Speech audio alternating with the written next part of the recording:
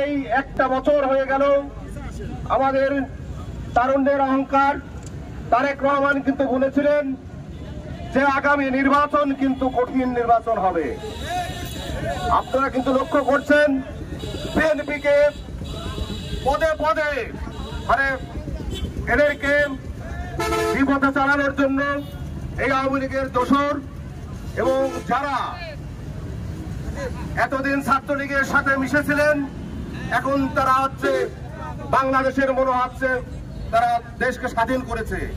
তাই তাদেরকে আমরা হুঁশিয়ারি করে বলতে চাই ৭১ সালেও আপনারা বিরোধিতা করেছেন, আবার এখনো দেশের জন্য ষড়যন্ত্র করে যাচ্ছেন। আপনাদের শুভবুদ্ধি উদয় হোক। আজকে আমাদের এই আন্দোলনকে নস্যাৎ করার জন্য কিছু কুচক্রী মহল অতীত সরকারের দালালদের প্রশ্রয় দিয়ে এখানে ঘোলা পানিতে মাছ শিকার করছে।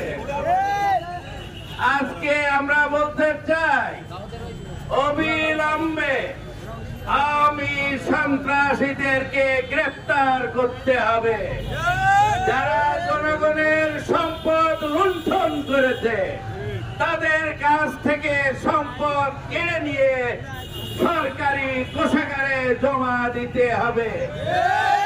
উপস্থিতি আজ 1 বছর পরে আমাদের যে সমস্ত ভাই যে সমস্ত বোন বুকের তাজা রক্ত দিয়ে যারা আমাদের আজকে কথা বলার সুযোগ করে দিয়েছেন তাদের রুহের মাগফিরাত কামনা করি। প্রিয় উপস্থিতি, আল্লাহ যেন তাদের শহীদি মর্যাদা দান করে। সেই সাথে সাথে আমরা বলতে চাই এই ফাঁসির সরকার খুনি হাসিনা সরকার যে তাণ্ডব আমাদের এই কুমারখালীতে আওয়ামী লীগের দোসররা ৩ ও ৪ আগস্টে যে চালিয়েছিল, যে ন্যাক্কারজনক ঘটনা ঘটিয়েছিল তাদের দৃষ্টান্তমূলক শাস্তির দাবি করছি।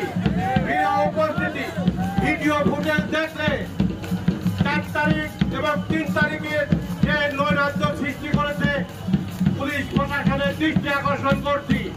এই ভিডিও ফুটেজ দেখে তাদেরকে গ্রেফতার করে আইনের আওতায়